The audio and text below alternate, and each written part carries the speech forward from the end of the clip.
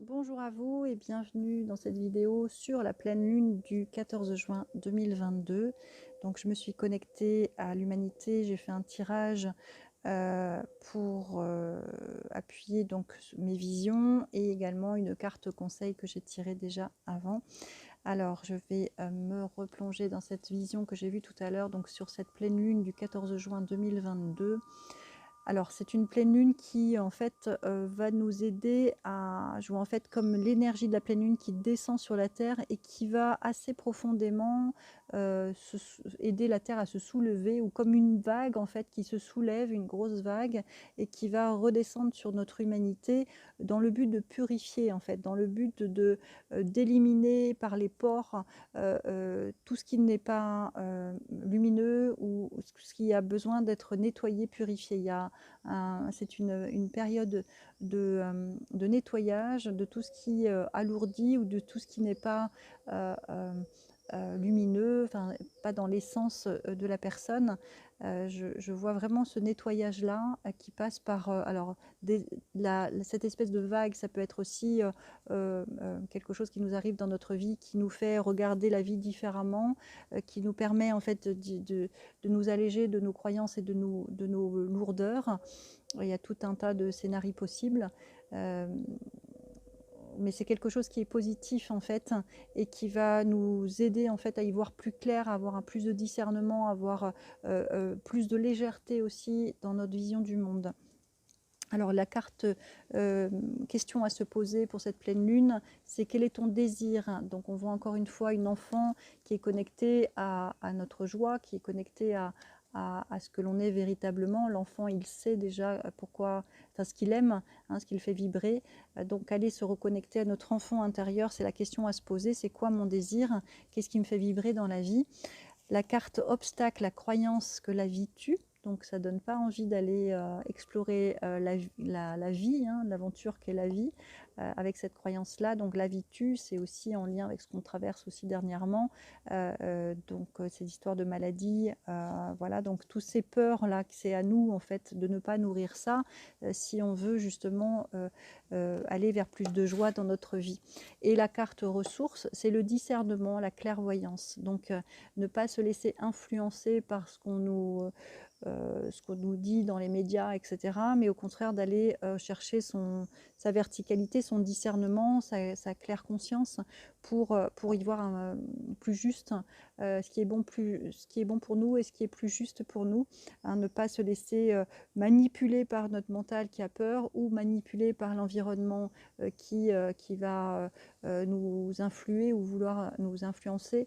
C'est vraiment être aligné à soi, en fait, à sa joie, à son enfant intérieur et non pas à ses peurs.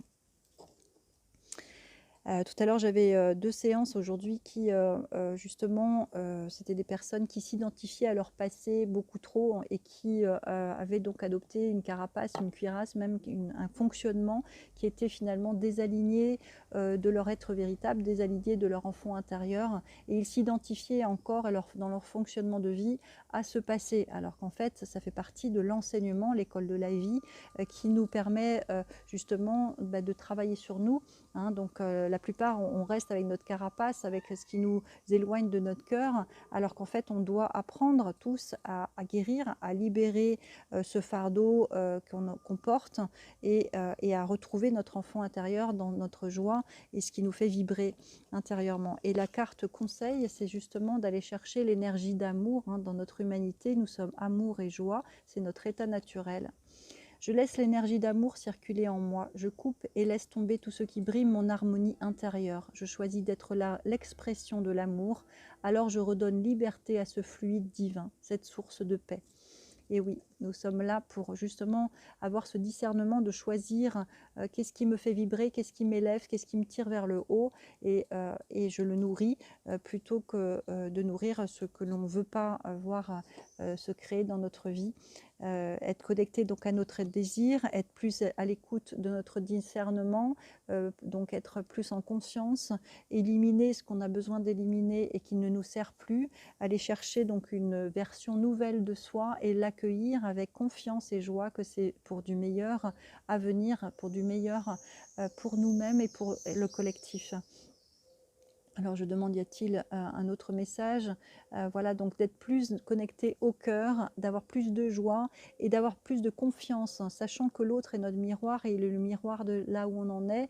Si le miroir ne nous convient pas, ça vient de nous à changer ce fonctionnement ou ce qui attire ce miroir-là. Et quand on fait le travail nécessaire de guérison, ensuite on peut donner notre meilleure version, on peut donner nos dons et nos talents, on peut donner ce qui nous fait vibrer dans la vie avec la légèreté et la confiance et la foi que nous ne sommes pas tout seuls et nous sommes entourés d'énergies subtiles qui œuvrent à nos côtés pour matérialiser ce qui est aligné à notre âme.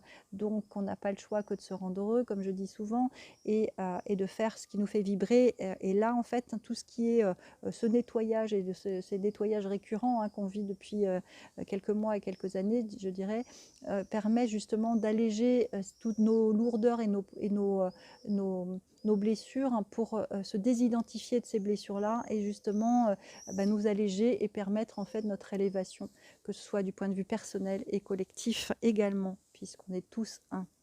Voilà, j'espère que cette guidance vous accompagne dans cette pleine lune, à comprendre aussi ce qui se passe et aussi à dédramatiser, je dirais, et à continuer d'avancer dans la foi et dans la confiance. On est tous à guérir certaines choses dans nos vies, enfin, des choses qui nous sont propres, et cette légèreté qu'amène la guérison permet justement de construire autre chose et de focaliser sur ce qui nous fait du bien, va être beaucoup plus utile au collectif et à soi-même que le contraire. C'est du bon sens. Voilà, je vous souhaite une belle pleine lune. Bien à vous.